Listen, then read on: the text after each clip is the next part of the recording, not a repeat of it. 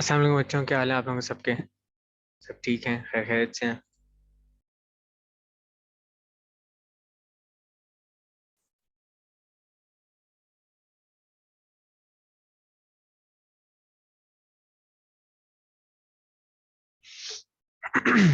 आज के लेक्चर में हम स्टार्ट करते हैं। अच्छा, लास्ट लेक्चर में हमने जो डिस्कस किया था वो हमारा था पॉलिनोमियल से रिलेटेड रैशनल और इररेशनल। अच्छा, यहाँ पर मैं एक बात आप लोगों को नोट डाउन कराता चलूँ, इसको ज़रूर नोट डाउन कर लें। ये बहुत बड़ी एक तरह से कह सकते हैं एक की फैक्टर है हमारे पास, ये जज करने के लिए कौन सा फैक्टर पॉलिनोमियल है, कौन सा रैशनल है, कौन सा इररेशनल है। उससे रिस्पेक्टिवली हम फिर देख लेंगे क्वेश्चन है हमारे पास जो गिवन एक्सरसाइज के अंदर, उसको कैसे परफॉर्म करना है, कैसे रिकग्नाइज करना है कि वो रैशनल नंबर है और रैशनल एक्सप्रेशन है या इररेशनल एक्सप्रेशन है, वगैरह वगैरह। ठीक है, तो अगर हम यहाँ बात करें पॉलिनोमियल की, पॉलिनोमियल की निशानी है कोई पावर होगी। ठीक है, यहाँ सारी बात जो है ना, हम बात करेंगे पावर्स की। पॉलिनोमियल का मतलब है कोई पावर होगी और एक्स की जो भी पावर होगी यहाँ पर,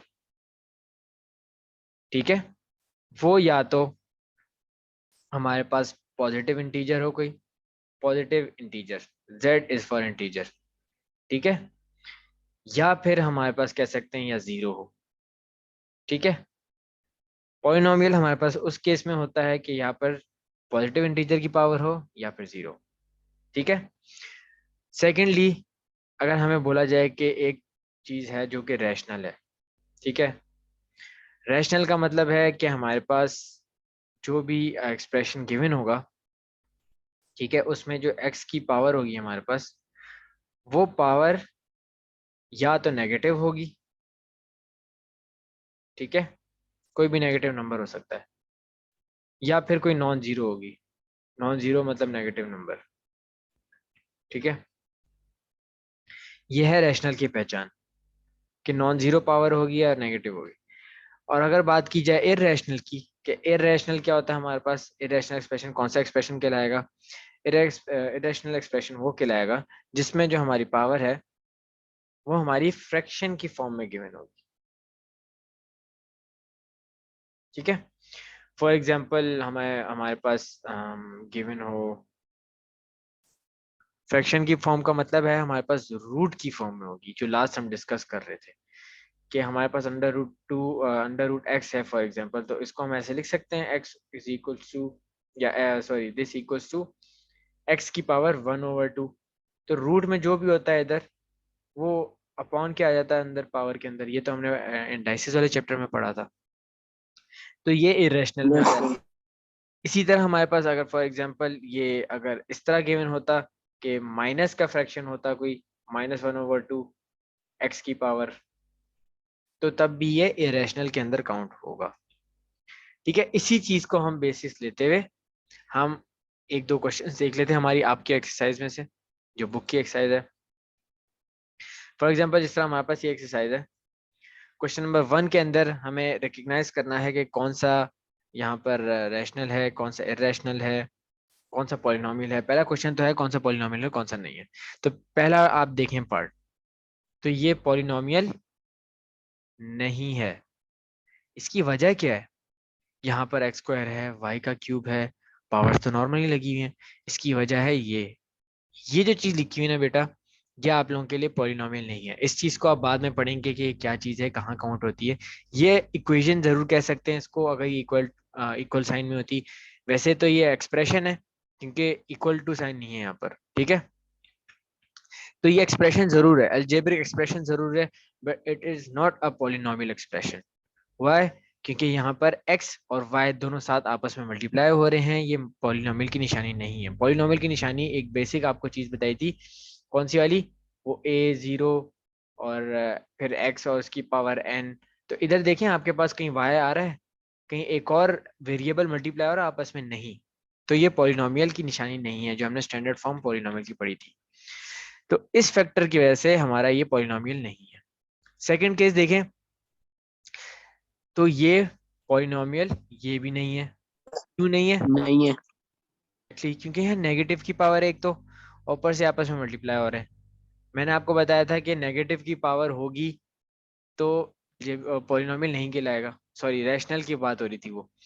और अगर हमारे यहाँ देखा जाए तो एक तो ये मल्टीप्लाई हो रहा है आपस में, ठीक है। और ये जो नेगेटिव की पावर है ये भी यहाँ मसला करेगी। पॉजिटिव पावर होनी चाहिए, पॉजिटिव इंटीजर की पावर, या फिर कोई भी आप कह लें 0 हो गया नंबर या कुछ भी, ठीक है। तो ये भी पॉलिनोमियल नहीं है हमारा। फिर इस तरह हमारे पास तीसरा है। तीसरा वाला पॉलिनोमियल बेटा जरूर, ये पॉलिनोमियल है हमारे पास, ठीक है। और क्योंकि ये नॉर्मल फॉर्म में है, ये स्क्वायर रूट यहाँ मसला नहीं करेगा क्योंकि ये नंबर का स्क्वायर रूट है, मैंने आपको बताया था। अब हम देख लेते हैं ये वाला क्वेश्चन हमारे पास जो गिवन है। इसमें हम पहला पार्ट देखें तो ये रैशनल है कि नहीं है। ये रैशनल है, क्योंकि आप देखें ये तो एक नॉर्मल फॉर्म है, इसको आप सॉल्व कर सकते हैं, इसका आप आराम से निकाल सकते हैं आंसर वगैरह, ठीक है। इसमें कुछ ऐसा नहीं है कि पावर जो है ना आपकी अंडर रूट के अंदर आ रही है फ्रैक्शन, ठीक है। हम रैशनल और रैशनल की बात कर रहे हैं। इस वाले पार्ट को देखें अगर हम, तो ये रैशनल नहीं है। इसकी वजह क्या है? क्योंकि यहाँ पर x के देखें, यहाँ पर अंडर रूट हो गया। अंडर रूट का मतलब होता है 1/2 पावर होगी इसकी, 1/2 पावर होगी, यानी कि फ्रैक्शन की पावर होगी, तो ये रैशनल हो गया सीधी सीधी, ठीक है। तो इसी तरह आपने सारे क्वेश्चंस करने हैं इस एक्सरसाइज के। और अभी हम जो टॉपिक पढ़ेंगे वो है किसी एक्सप्रेशन को उसकी लोएस्ट फॉर्म में लेकर आना। लोएस्ट फॉर्म में लेकर आने का मकसद मतलब क्या होता है? हम ये काम पहले से करते आ रहे हैं काफी, कि हमारे पास फॉर एग्जांपल अगर कोई क्वेश्चन होता है x + 2x + 5 + 6, अब हमारे पास ये एक्सप्रेशन गिवन है फॉर एग्जांपल, तो क्या ये फर्दर सॉल्व हो सकता है? आप मुझे बताएंगे ये फर्दर सॉल्व हो सकता है? No sir. बेटा गौर से देखिए, हमारे पास x गिवन है, +2x गिवन है, +5x को और सिंपल फॉर्म में लिखा जा सकता है, लिखा जा सकता है बेटा। Yes sir. यस हाँ, यस सर इसकी लिख सर। वजह ये सकते कि x x आपस में प्लस हो जाएंगे, 5 और 5 आपस में प्लस हो जाएगा, तो ये नॉर्मल सॉल्व हो सकता है ना, आगे सॉल्व हो सकता है। तो ये हो जाएगा 3x और ये हो जाएगा 11। तो इसकी इस वाले एक्सप्रेशन की और सिंप्लीफाइड फॉर्म हम कहेंगे ये वाली है। एक्सप्रेशन तो ये भी था, ये भी एक एक्सप्रेशन है, लेकिन ये जो है इसकी सिंप्लीफाइड फॉर्म है। इसको हम कह सकते हैं ये इसकी लोएस्ट फॉर्म है। लोएस्ट फॉर्म एक और वर्ड में कह सकते हैं, हम चाहते हैं कि ज्यादा से ज्यादा चीजें हमारे पास हट जाएं। जिस तरह कभी कभार फ्रैक्शन में हमारे पास x गिवन हो यानी कि नीचे, तो हम चाहते हैं नीचे से x हट जाए, किसी तरह कोशिश करते हैं कि किसी तरह x नीचे से हट जाए। आज हम देखते हैं एक नॉर्मल इक्वेशन को हम उसको कैसे लेकर आते हैं लोएस्ट फॉर्म में। फॉर एग्जाम्पल हम एक क्वेश्चन उठा लेते हैं। क्वेश्चन है आपका बड़ा क्वेश्चन ले लेते हैं कोई, x² -x और x² -5x + 6, ठीक है। आपके बुक का ही क्वेश्चन है ये। 2x x² -3x + 2, ये हमारे पास क्वेश्चन में गिवन है। इसको इसकी लोएस्ट फॉर्म में लेकर आना। अभी आप देखें इस क्वेश्चन को देख के वैसे ही बंदा घबरा जाएगा कि इतनी सारी चीजें गिवन है, क्या है क्या चीज है भाई। अब इसको हम सिंप्लीफाई फॉर्म में और कर सकते हैं, और इसको हम करेंगे, और आप देखेंगे वो जो फॉर्म है वो कितनी आसान और कितनी मतलब देखने वाली फॉर्म है, ऐसी कि कितनी छोटी सी चीज थी जो इतनी बड़े एक्सप्रेशन में हमारे पास सामने हुई हुई थी, ठीक है। इसको हम सॉल्व करते हैं अभी आगे। नॉर्मल हम जिस तरह सॉल्व करते हैं इक्वेशंस वगैरह को, मल्टीप्लाई करना प्लस करना, वो हम देखते हैं क्या करना है। पहले तो हम देख लेते हैं कि ये जो चीज है 2x और ये आपस में क्या हो रहे हैं, मल्टीप्लाई हो रहे हैं, है ना। तो अगर हमारे पास फॉर एग्जाम्पल अगर हमारे पास कुछ इस तरह चीज गिवन हो, मैं यहाँ पर साइड पे लिख लेता हूँ 2/3 प्लस नहीं सॉरी 3 × x, ठीक है। या 3 × इसको आप कर लें 4। तो क्या हम इसको इस तरह लिख सकते हैं कि 2/3 और इसका नीचे डिवाइड बाय जो 4 है वो अलग से मल्टीप्लाई करवा दें, मतलब ये दोनों को हम अलग अलग कर दें पूरा, ऐसा कर सकते हैं? ऐसा जरूर कर सकते हैं उस केस में जब हमारे पास यहाँ 2 कॉमन होता किसी चीज का, यानी कि अगर हम कहते हैं कि ये x है यहाँ पर और ये कॉमन निकल रहा है इसका, तो 2 हम इधर भी लिखते हैं और 2 हम उधर भी लिखते हैं और आपस में मल्टीप्लाई कर देते हैं। चलें आप इस बात को छोड़ें, मैं इसी इक्वेशन के एक्सप्रेशन के थ्रू समझाता हूँ। फॉर एग्जाम्पल हमारे पास जिस तरह ये गिवन है, तो हमारे पास जो ऊपर वाली फॉर्म है पहले तो हम उसको सिंप्लीफाई कर लेते हैं। सिंप्लीफाई करने का मकसद ये कि हम जो हमारे पास ऊपर वाली फॉर्म है उसमें से हम क्या कर लेते हैं, हम ऊपर वाली फॉर्म से x कॉमन और ले सकते हैं, ठीक है। और अगर x कॉमन ले लिया हमने तो यहाँ पर x बाहर रख लेंगे हम, तो अंदर हो जाएगा x-1 और बाकी एक्सप्रेशन एज इट इज आ जाएगा हमारा। ये इस वाली चीज में से हमने x कॉमन लिया सिर्फ, और बाकी एक्सप्रेशन हम वैसे का वैसे लिख देंगे, ठीक है। उसके बाद नीचे जो है वो वैसी का वैसी है, क्योंकि उसमें हम अभी कुछ भी नहीं किया हमने। 2x x स्क्वायर -3x+2, ये चीज आ गई है इस फॉर्म में। अब हमारे पास दो एक्सप्रेशंस के हैं जिसके अंदर हम कह सकते हैं ये आपस में मल्टीप्लाई हो रहे हैं। अगर फिगर्स आपस में मल्टीप्लाई हो रही हों तो हम उनको अलग करके लिख सकते हैं, क्योंकि मल्टीप्लाई हो गए तो वही आएगा। कहने का मकसद है कि यहाँ पर अगर 2 multiply by 2 divide by 3 multiply by 6, इस तरह कोई चीज गिवन है तो हम इसको यूं तो भी लिख सकते हैं 2/3 मल्टीप्लाई बाय 2/6। आंसर तो दोनों का सेम आएगा। मैं आपको ये वाली बात बताना चाह रहा था पहले, 2 2 4 और 3 6 18। इसी तरह आप इधर को भी देख लें, 2 2 4 3 6 18, बात तो एक ही है। तो ये हमारी एक रूल भी था जो हमने पहले पढ़ा था। बहरहाल अब इसको हम इस तरह इस फॉर्म में लिख लेंगे अपने पास, मोर इजी हो जाएगा हमारे लिए। x-1/2 ये एक फॉर्म आ जाएगी हमारे पास। दूसरी फॉर्म आएगी x और बाकी पूरी फैक्टर। अच्छा, अब इस फैक्टर को हम क्या कर लेते हैं, फैक्टराइज कर लेते हैं। फैक्टराइज करने का आपको तरीका पता है कि फैक्टराइजेशन कैसे की जाती है। हम फैक्टराइजेशन करने के लिए इसको पहले तो तोड़ेंगे, मिडिल टर्म ब्रेकिंग करेंगे, तो ये हो जाएगा x² -3x। Middle term breaking आप लोगों को आती है, मेरा ख्याल है आप लोगों ने इसमें प्रैक्टिस भी काफ़ी की है, ठीक है। और नीचे वाले की मिडिल टर्म ब्रेकिंग करेंगे तो आएगा x² -2x -x+2। ये हमने मिडिल टर्म ब्रेकिंग कर ली इसकी, ठीक है। अच्छा, ये जो x है ना, ये वाला x है, ठीक है। तो इसमें कंफ्यूज नहीं होगा ये x कहाँ से आया। अब हम ये जो मिडिल टर्म ब्रेकिंग की है इसको हम और उसमें लेके चले जाते हैं। मिडिल टर्म ब्रेकिंग के बाद हम इसको ब्रैकेट्स में रख लेते हैं। जाहिर है हम फिर को पहले कॉमन लेते हैं फिर ब्रैकेट्स में रख लेते हैं। तो इसको हम आगे अगर फर्दर सॉल्व करें मिडिल टर्म ब्रेक करने के बाद, हम यहाँ नोट डाउन करते हैं अब चीज़ें। ये हो रहा था यहाँ पर हमारे पास x जो ऊपर से आ रहा था, ठीक है।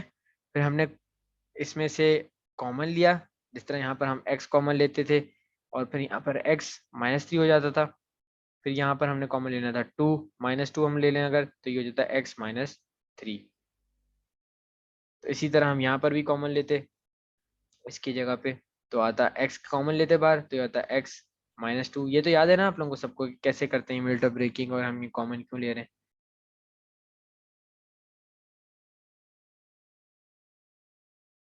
ठीक है, -1 आ जाएगा यहाँ पर।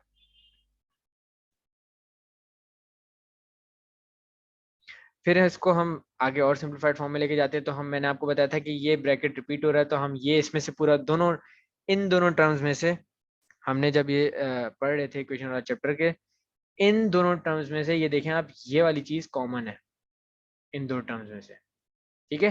तो हम ये अलग से लिख लेते हैं और ये अलग से लिख लेते हैं।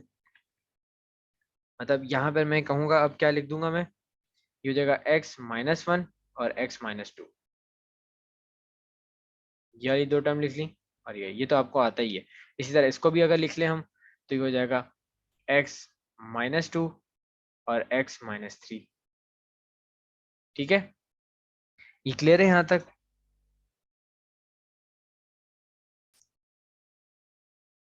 यहाँ तक क्लियर है बच्चे, जल्दी रिप्लाई किया कर। ये एक तो नॉर्मल हम जो अलजेब्रिक अपना एक्सप्रेशन जिस तरह सॉल्व करते हैं हमने उसको मिडिल टर्म ब्रेक किया बस और उसको सॉल्व किया, ये वो किया हुआ है हमने। ठीक है, फिर आगे चलें अगर हम, तो हमारे पास गुड, हमारे पास ये x लिखा हमने मल्टीप्लाई करवाया हुआ था। अब हम ये वाला एक्सप्रेशन लिख लेंगे जो हमने सिंप्लीफाई करके लिखा है। तो ये हो जाएगा x-2 और x-3 अपॉन x-1 x-2। ये नीचे वाला एक्सप्रेशन नीचे लिख दिया डिनोमिनेटर में, ऊपर वाला एक्सप्रेशन ऊपर लिख दिया न्यूमरेटर में। अब हमारे पास ये चीज आ गई इस फॉर्म में। अब इसको और सिंप्लीफाई करेंगे फर्दर सिंप्लीफाई करने के बाद हमारे पास जो चीज आएगी वो आएगी x-1 x-3 और x-2। उसकी वजह ये है कि ये इससे कट जाएगा, ठीक है, आपस में मल्टीप्लाई हो रहा था। और फिर हम इसको नॉर्मली सॉल्व करेंगे दोबारा पूरा ये x से, बल्कि हम इसको नहीं काटते हैं यहाँ पर, हम इसको ऐसे एज इट इज रखते हैं। ठीक है, x-3 और x-2 अपॉन 2x-2 और x-1। इसको आप देखें इसमें कौन कौन सी चीजें काट सकते हैं हम। ठीक है, अब हम देखें हम क्या क्या चीजें काट सकते हैं।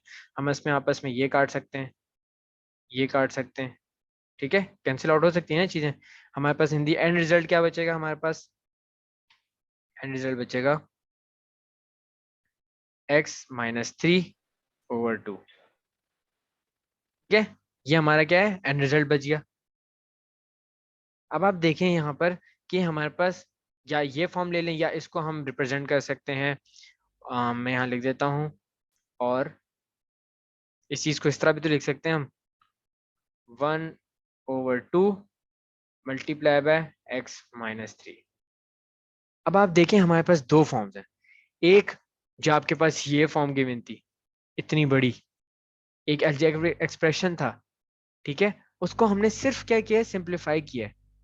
और सिंप्लीफाई करके ये एक फॉर्म लेकर आए हैं कि भाई असल चीज तो ये थी जो इतने बड़े एक्सप्रेशन की फॉर्म में लिखी गई थी।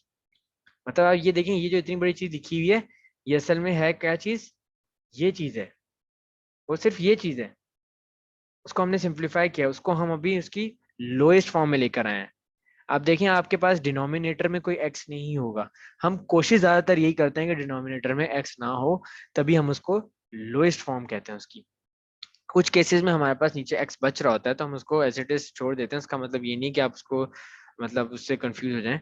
लेकिन लोएस्ट फॉर्म हमारे पास है उसकी मोस्ट सिंप्लीफाइड फॉर्म। ये चीज क्लियर है आप लोगों को सबको?